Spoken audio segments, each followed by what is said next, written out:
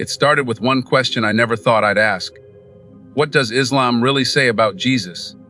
I expected contradictions, I expected rejection, but what I discovered shook me to my core. Because Islam didn't erase Jesus. It didn't deny him. It honored him in a way I had never seen before. This wasn't about leaving one faith for another. This was about uncovering a truth that had been hidden in plain sight all along.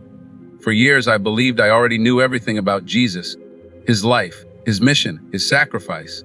Yet, when I opened the Quran and began to explore Islamic teachings, I was stunned to find not a dismissal of Jesus, but a deep reverence for him. Islam calls him Denzel ibn Maryam, Jesus, son of Mary, highlighting his miraculous birth to the pure and chosen Maryam, who is described with such honor and dignity that she is mentioned more in the Quran than in the entire Bible. The surprises didn't end there. The Quran describes Jesus as a prophet of God, a man of truth, a bringer of miracles. He healed the blind, cured the lepers, and even gave life to the dead, not by his own power, but by the permission of the one who sent him. To me, this perspective was humbling.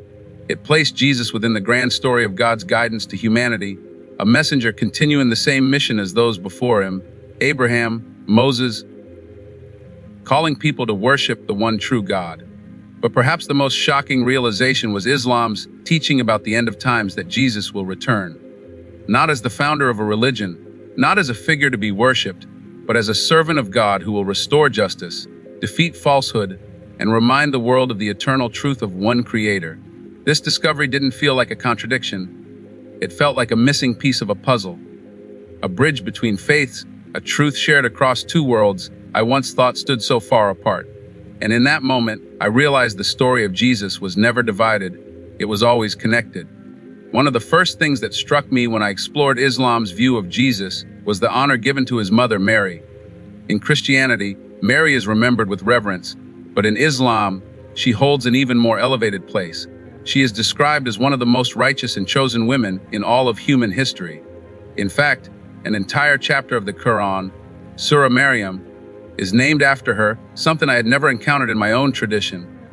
The Quran tells her story in detail, not as a side note, but as a central part of the divine plan, reminding the world of her purity, strength, and devotion.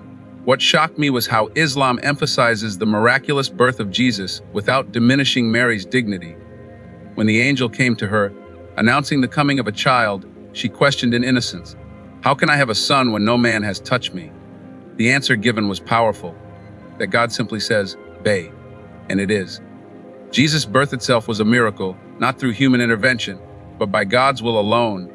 This highlighted something I had never seen so clearly before. The miracle wasn't just in Jesus, it was also in Mary's role as the chosen vessel for such a profound event. The Quran speaks of Mary withdrawing in devotion, facing the pain of childbirth alone under a palm tree, and receiving comfort and provision directly from God. This intimate picture of her struggle and her faith was unlike anything I had read before. Islam doesn't portray Mary as distant or untouchable. It portrays her as a real woman, chosen for an extraordinary mission, strengthened by God's mercy in her moment of greatest trial. What moved me most was the balance. Mary isn't elevated to divinity, nor is she reduced to a background figure.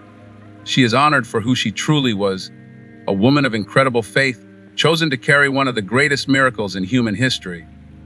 Through her, Islam teaches not only respect for Jesus, but a profound respect for motherhood, purity, and the strength of women.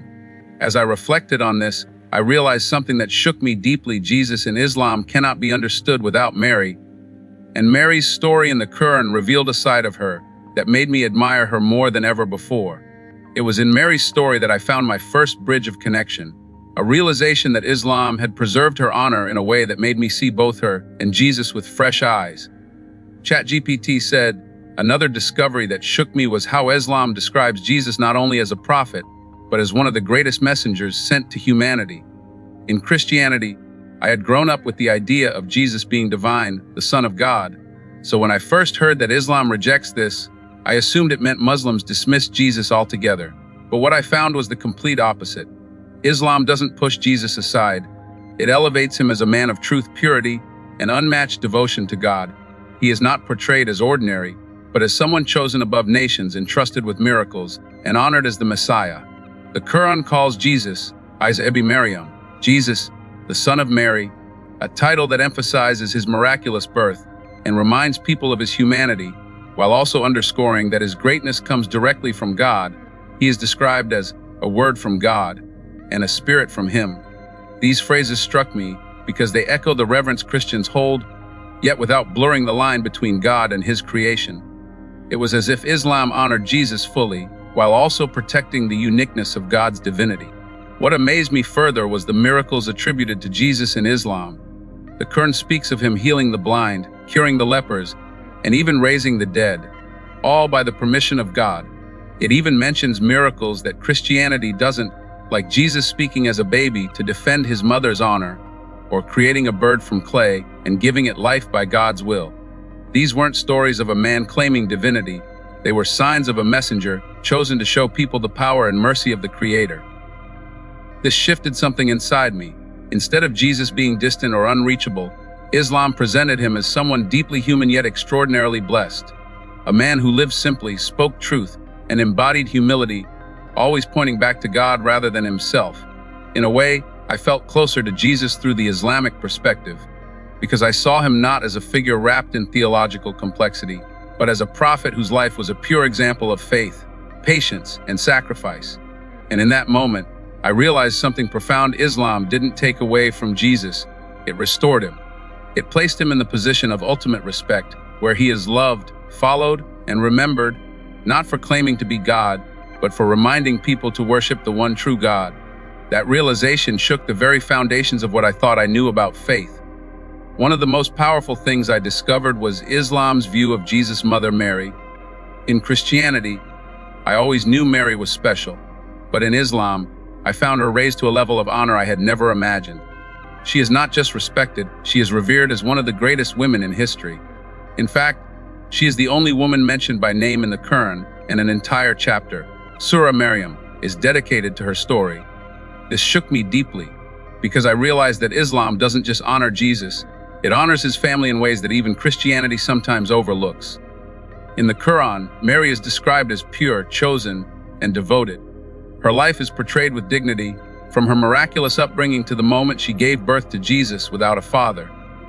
What struck me most was how her struggles are told, her fear, her isolation, her pain, but also her unwavering trust in God.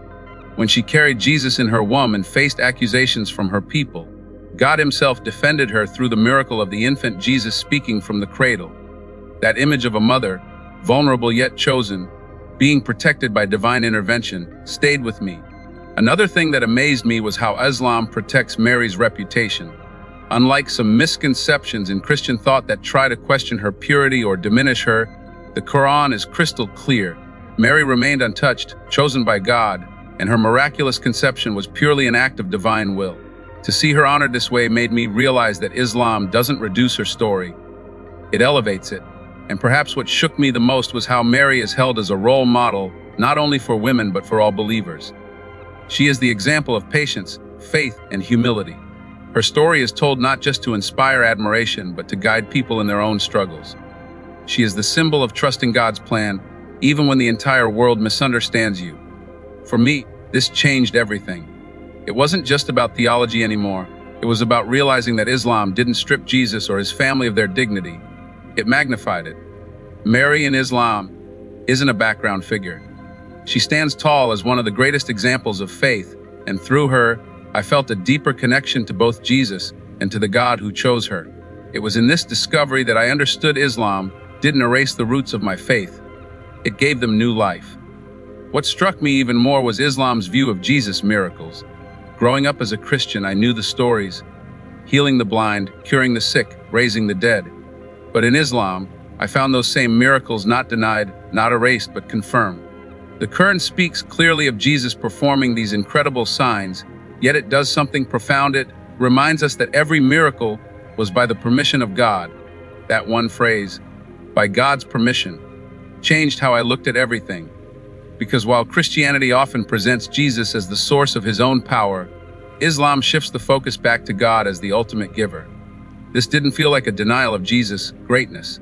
In fact, it made his role even more beautiful. He wasn't just performing miracles to prove himself, he was showing the world what God could do through him. It was a reminder of humility, that even the most extraordinary of human beings is still connected to the will of the Creator.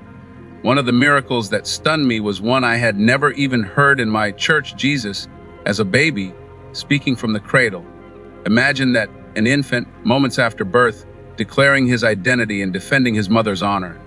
This miracle isn't found in the Bible, yet in Islam, it is a powerful testimony. For me, it was a symbol of protection, mercy, and truth. It showed that from the very beginning, Jesus' life was a sign, not of himself alone, but of God's presence and power. Islam also confirms other miracles: healing the blind and the leper, bringing life to the dead, even shaping a bird from clay and giving it life. These aren't small acts. They are signs of divine power working through him. And the Quran reminds us again and again, they were never Jesus' own power, but gifts from the one who controls all life.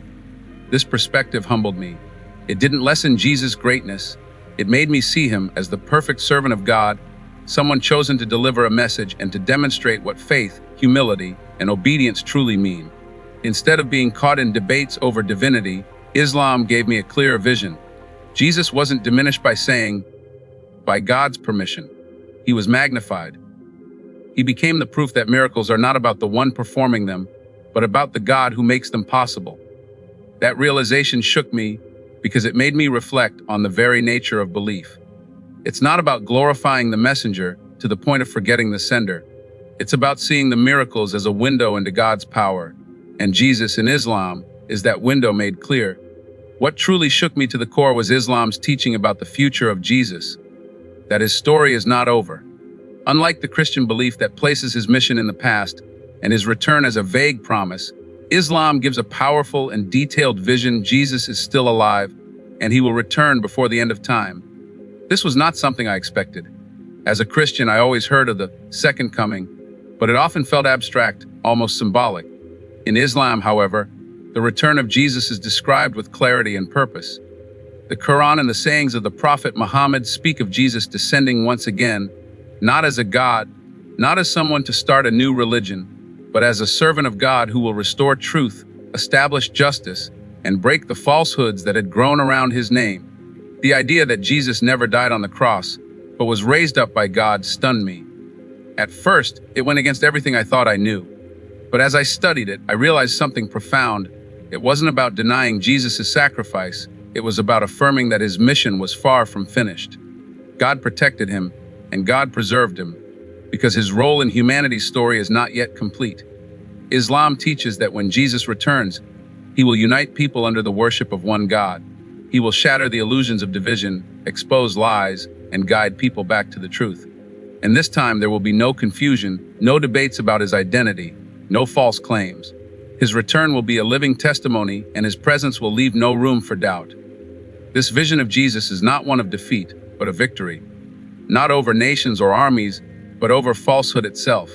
It gave me chills to realize that Islam doesn't close the book on Jesus. It leaves his story open, alive, and awaiting its final chapter.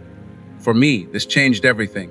It meant that faith was not about clinging to a version of Jesus shaped by centuries of interpretation, but about recognizing the truth of his mission as God intended. It made me see that Islam doesn't just honor Jesus' past, it honors his future.